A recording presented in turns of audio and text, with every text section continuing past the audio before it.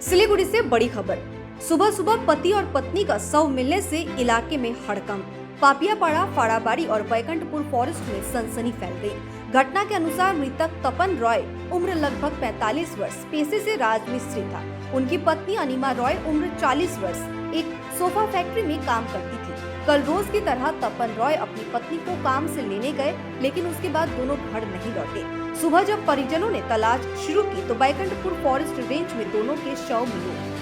पति तपन रॉय का शव पेड़ से लटकता हुआ पाया गया, जबकि पत्नी अनिमा रॉय का शव जमीन पर पड़ा था। दोनों के गले पर गहरे निशान भी थे। घटना की सूचना मिलते ही भक्तिनगर थाने की आईसी और आशीगढ़ आउटपोस्ट की विशाल पुलिस टीम मौके पर पहुंची। शव को पोस्टमार्टम के लिए उत्तर बंगाल मेडिकल कॉलेज अस्पताल में भेज दिया गया है। तपन रॉय के बेटे का कहना है कि माता पिता की किसी से कोई दुश्मनी नहीं थी। वे रोज की तरह काम से लौटकर घर आ रहे थे। बेटे ने पुलिस प्रशासन से मांग की है कि उनके माता पिता की हत्या करने वालों को जल्द से जल्द गिरफ्तार कर कड़ी से कड़ी सजा दी जाए। उधर स्थानीय लोगों का कहना है कि तपन और अनिमा दोनों ही बहुत ही अच्छे और शांत स्वभाव के थे। इस तरह की दर्दनाक घटना से पूरा इलाका दहशत में है। इस घटना को लेकर पुलिस में शिकायत दर्ज कराई गई है। पुलिस घटना की जाँच शुरू कर दी है। वो बोलो कि मैं সন্ধ্যার দিকে ফোন করছে 5টার দিকে যে বলো যে বাবা মাকে আনতে গেছে। না ঠিক আছে। তারপরে আবার 7টার দিকে ফোন করলো। ফোন করার পরে বললো কি যে মা এখনও বাড়িতে আসেনি। তো কালকে আবার বাজার ছিল, নসমোড়ে বাজার। তো ভাবলাম যে বাজার টাজার করে হয়তো আসবে, তো দেরি হতে পারে বা কারো বাড়িতে যাইতে পারে। তো রাত্রে প্রায় 12টা পার হয়ে যাচ্ছে। ফোন করতেছি, মানে রিচার্জ ছিল না বাবা মোবাইলে। তো আমরা আবার রিচার্জ করলাম অনলাইনে। রিচার্জ করে দিয়ে ফোন করতেছি, ফোন রিসিভ হচ্ছে না। ফোন করতে করতে তারপরে মোটামুটি 100 বারের উপর হয়ে গেছে ফোন করতে করতে। তারপর মোবাইল সুইচ অফ হয়ে গেছে। তারপরে তো রাত্রে বেরোলাম, এদিকে এদিকে আশেপাশে দেখলাম, তো ঘোরাঘুরি করে কিছু পেলাম না। তারপর মানে ফোন টোন করলাম, মানে মামাকে ফোন করলাম। মামাকে বললাম কি যে এরকম ব্যাপার। তো মামা বললো তাহলে এক কাজ কর, সকাল অবধি দেখ, তারপরে দেখ কী হয়। তারপর আবার মানে ঘুম তো ওরকম হয়ই না রাত্রে, টেনশনে।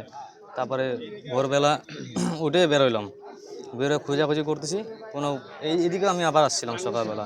আইসে এদিকে এবার ভিতরে ঢুকি নেই, ওই রাস্তা দিয়ে চলে গেছি, তো দেখি নাই। তারপরে আবার বাড়িতে গেলাম, বাড়িতে যেয়ে মাসিদের সঙ্গে কথাবার্তা বলে তারপর আবার বাড়ির থেকে এদিকে আসলাম। আসার পরে তারপরে এখানে লোকজন ছিল, তো লোকজনের হালাচিলা দেখে এদিকে ঢুকলাম, ঢুকে দেখি এরকম। ওটা আমি বলতে পারলাম না। আমি তো বাড়িতে আমি থাকি না। আমি সকালবেলা 10টার দিকে 11টার দিকে ডিউটি বেরো যাই। চিন্তা তো কিছুই ছিল না, সেরকম তো আমি কিছু বলতে পারি না। বউ থাকে বাড়িতে, বউর সাথে কোনো ঝগড়া কিছু হয় না। দাদার সঙ্গে কোনো ইসে নেই, কোনো ঝামেলা কিচ্ছু নেই। হট করে কালকে সুজন রায়। এখন পুলিশরা আসলে এখন দেখুক, তদন্ত করে পোস্টমর্টম করে এখন দেখুক কি। তো আমিও বলতে পারতেছি না সঠিকটা। পোস্টমর্টম করে এখন দেখি কি আছে। ছবি আমার ওটা মোবাইল তো থুয়ে আসছি, এটা মোবাইল তো ডিসপ্লে। বাবার বয়স 50-55 এরকম। বাড়ি তো ঠাকুরতলা ভোলানাথ পাড়া। ঘটনাটা শুনে আসলাম, এসে দেখলাম যে ভদ্র মহিলাকে গলায় একটা চাকু দিয়ে ইয়ে করে ডেট হয়ে পড়েছিল। তারপরে যেটা ঝুলন্ত ছিল তারও গলায় চাকু মারা ছিল। তবে আমার মনে হচ্ছে এটা মার্ডারের একটা পরিকল্পনা আর কি। হ্যাঁ, এটা পুলিশ প্রশাসন এটা তদন্ত অবশ্যই করবে। সুইসাইড তো, কারণ যে সুইসাইড করবে তো সুইসাইডের নিয়ম নীতি তো আলাদা হবে না, কিন্তু ওর গলাটা পর্যন্ত চাকু মারা ছিল, সেটাই আর কি। ছেলেটার, আচ্ছা, যে বরটা আর কি, তারও গলায় চাকু এবং ভদ্র মহিলারও গলায় চাকু। আমার তো মনে হচ্ছে এটা মার্ডার করে এটা ঝুলিয়ে দেওয়া। এটা বলছে ভোলানাথ পাড়া, পাপিয়াপাড়ার মধ্যে। তাও তো মোটামুটি ওদের ছেলে বড় হয়ে গেছে, 40-45 তো হবেই, কম তো হয়নি। এবারে আমি এটা দেখলাম আর কি। আচ্ছা, তবে পুলিশ প্রশাসন যেহেতু আমাদের সজাগ আছে, অবশ্যই এটা তদন্ত হবে। কাকু মারা গেছে, মার্ডার হচ্ছে স্বামী স্ত্রী।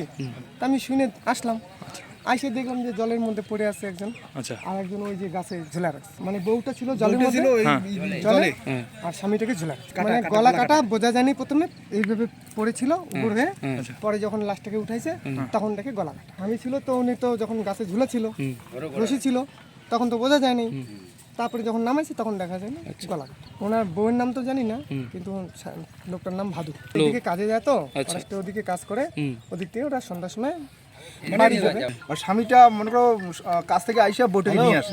আচ্ছা আচ্ছা, ওই হয়তো ওই নিয়ে আসা এরকম হতে পারে। তারপরে হচ্ছিল কি যে মানে বউ একদম শান্তশিষ্ট লোক যে একদম শান্তশিষ্ট লোক। বলতেছিল যে ছেলেরা বলতেছে মা, বলছি যে দেখো, আমরা তো যে ফ্যাক্টরিতে কাজ করে বউটা রান্না করে, আমি ওখানে সবসময় ভাড়া মারি।